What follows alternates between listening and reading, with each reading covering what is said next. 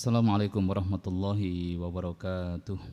Ma'asyiral muslimin, jamaah salat zuhur Masjid Al-Falah yang dirahmati Allah Subhanahu wa taala. Pada kesempatan kali ini kita akan melanjutkan bahasan kita tentang As-Sirah An-Nabawiyah, perjalanan kehidupan manusia paling mulia yakni Rasulullah sallallahu alaihi wasallam, yang sangat penting untuk kita pelajari, kita fahami sehingga menjadi panduan dalam menjalani kehidupan kita. Jamaah sekalian, pada pertemuan sebelumnya kita telah menjelaskan bahwa dalam perjalanan dakwah Nabi yang lika-liku, ancaman, tantangan, hambatan, gangguannya yang luar biasa, termasuk ketika beliau ditolak di Taif. Kemudian Allah Subhanahu wa taala menganugerahkan Isra Mi'raj, hadiah yang sangat istimewa dari Allah Subhanahu wa taala. Dan di antara oleh-oleh yang luar biasa dari Isra Mi'raj adalah sholat 5 waktu. Nah, setelah itu ma'asyiral muslimin rahimakumullah, Rasulullah sallallahu alaihi wasallam tentu kemudian melanjutkan tugas beliau untuk berdakwah, dan permusuhan orang-orang kafir Quraisy semakin sengit, penolakannya, permusuhannya semakin sengit terhadap Rasul dan kaum muslimin. Karenanya Rasulullah SAW tidak berhenti dalam dakwah, walaupun begitu luar biasa ancaman, tantangan, hambatan dan gangguannya.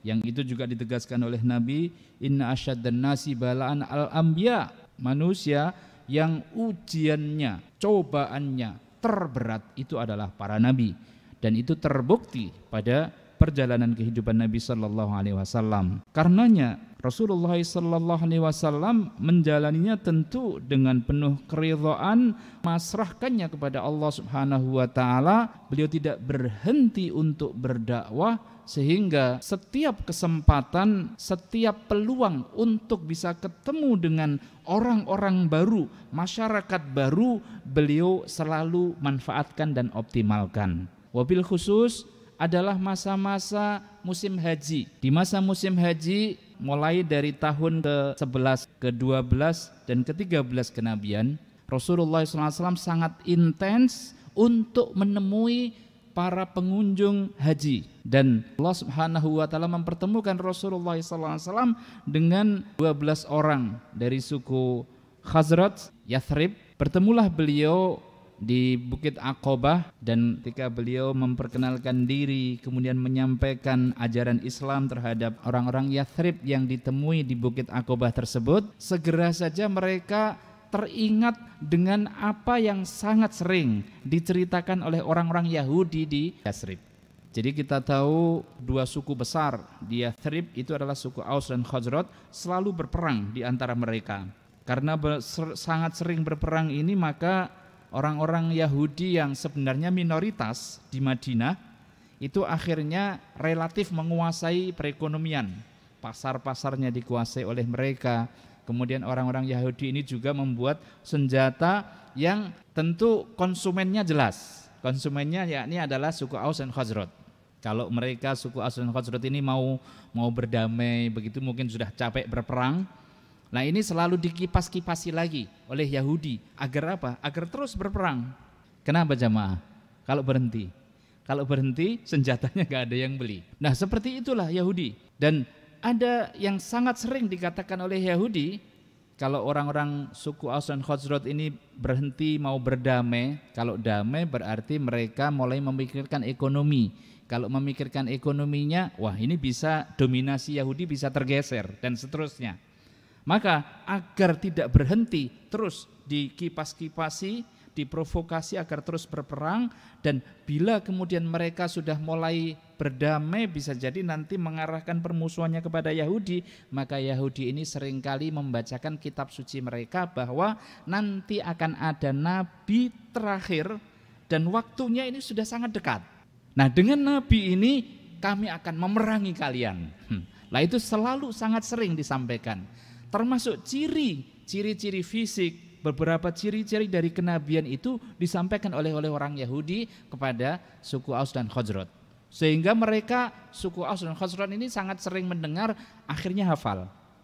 Nah, pada saat Rasulullah menemuinya di Bukit Aqabah, maka orang-orang Khazraj, orang-orang Yathrib yang sudah sering mendengar ciri-ciri dari nabi baru atau nabi terakhir yang nanti akan diutus dari orang-orang Yahudi, maka salah satu dari dorongan dan hikmah Allah Subhanahu wa taala sehingga orang-orang Yathrib ini segera menyambut dakwah Nabi itu karena ini kan persis seperti Nabi yang dicirikan oleh orang-orang Yahudi. Kalau demikian, sambutlah seruannya sebelum didahului oleh orang-orang Yahudi.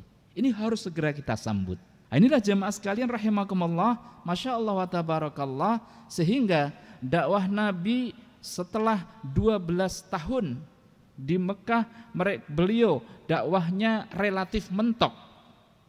Maka beliau kemudian alhamdulillah menemukan 12 orang dari suku Aus dan Khazraj dari Yathrib yang menyambut seruan dakwah, mau masuk Islam, meninggalkan berbagai macam keburukan, tidak berzina, tidak mencuri, tidak membunuh anak-anak, dan selalu berpegang teguh kepada kebaikan. Nah, inilah salah satu yang menjadi hadiah luar biasa dari Allah Subhanahu wa taala kepada Rasulullah sallallahu alaihi wasallam, sehingga menerimanya dakwah oleh 12 orang dari suku Aus dan Khazraj di Yathrib ini. Maka setelah selesai musim haji, ketika beliau 12 orang itu mau pulang, maka minta kepada Nabi sallallahu alaihi wasallam agar kiranya ada seseorang yang diutus untuk menjadi duta besar bagi Islam sehingga bisa mengajarkan Islam ke Yathrib. Nah, jamaah sekalian, diutuslah oleh Nabi sallallahu alaihi wasallam sahabatnya yang sangat pilihan, yang cerdas, luar biasa, sikap dan kemampuan, skillnya, serta pemahaman yang sangat baik terhadap Islam itu menjadi bekal yang luar biasa utama, yakni sahabat Mus'ab bin Umair. Diutuslah bersama dengan 12 orang ini untuk mengkondisikan Madinah Al-Munawwarah atau Yathrib. Dan dalam sejarah para mu'arrikh menyebutkan bahwa tidaklah satu rumah yang didatangi oleh Mus'ab bin Umair kecuali setiap rumah yang didatangi pasti kemudian memeluk Islam, sehingga tingkat keberhasilannya bisa kita sebut 90% lebih. Sehingga dalam masa setahun kemudian musim haji berikutnya datanglah bersama dengan Mus'ab bin Umair ada 72 laki-laki dan 3 wanita, berarti totalnya adalah 75 dari suku Aus dan Khazraj yang akhirnya mereka bertemu lagi dengan Rasulullah SAW di Bukit Aqabah dan menyatakan bai'atul Aqabahnya yang kedua. Nah, kalau para mu'arrikh menyebut bai'atul Aqabah yang pertama ini disebut sebagai bai'atun nisa, bai'at atau janji setia wanita. Maksudnya apa? Maksudnya adalah mau masuk Islam, kemudian meninggalkan berbagai macam kebiasaan kejahiliahan, kemaksiatan dan dosa, dan komitmen dengan kebenaran. Itu disebut dengan bai'atun nisa. Nah, bai'at yang kedua, bai'atul Aqabah, ini disebut dengan bai'atul rijal. Mengapa? Di samping 75 tersebut itu berbaiat untuk menguatkan komitmennya dengan ajaran Islam, beliau semuanya menegaskan untuk siap membela Rasulullah SAW dan dakwah Nabi SAW, bahkan menyamai atau melebihi pembelaannya terhadap keluarga, anak dan istri mereka. Nah, inilah jamaah sekalian rahimakumullah, bai'atul Aqabah yang kedua yang kemudian disebut dengan bai'atul rijal ini menjadi salah satu sebab sehingga Rasulullah SAW memerintahkan kaum muslimin untuk berhijrah ke Madinah Munawwarah. Kenapa? Karena Madinah mayoritas masyarakatnya dan juga wilayahnya yang merdeka juga sangat strategis, kemudian penduduknya menyambut seruan dakwah Islam dengan sangat bagus dan mereka siap untuk membela, maka itulah menjadi alasan Rasulullah SAW memerintahkan kaum muslimin untuk mulai berangkat berhijrah. Berhijrahlah kemudian kaum muslimin. Kalau kita baca dari ayat Al-Quran dan hadis Nabi SAW, sesungguhnya hijrah ini memang membutuhkan pengorbanan dan seterusnya, tetapi Allah Subhanahu wa taala janjikan dengan jelas, wa may yuhajir fi sabilillah, barang siapa yang berhijrah di jalan Allah Subhanahu wa taala, yajid fil ardi muraghaman katsiran wasa'a. Engkau akan dapati kehidupan yang luas, kehidupan yang penuh berkah, kehidupan yang rezeki yang juga luas. Inilah janji Allah Subhanahu wa taala, barang siapa yang berhijrah di jalan Allah Subhanahu wa taala dengan hijrah yang benar. Dan benarlah nanti tentu butuh waktu, butuh proses yang kelak kemudian peradaban termulia dan terbaik itu terbangun bermula dari peristiwa hijrah ini. Jamaah sekalian rahimakumullah, berangkatnya para sahabat dalam rangka melaksanakan perintah Nabi untuk berhijrah itu bermacam-macam. Ada yang banyak yang sembunyi-sembunyi, ada yang terang-terangan. Di antara yang terang-terangan adalah Umar bin Khattab. Misalnya, kalau zaman sekarang mungkin di-share Pak ya, di-share di berbagai macam grup, saya mau hijrah ke Madinah. Barang siapa yang ingin istrinya menjadi janda, anaknya menjadi yatim, maka cegat saya. Ini rute perjalanan hijrah saya. Wah, itu begitu Umar. Nah, sahabat-sahabat yang lain ada yang banyak yang sembunyi-sembunyi. Karena juga harus meninggalkan hartanya, ada meninggalkan anak, istrinya dan seterusnya.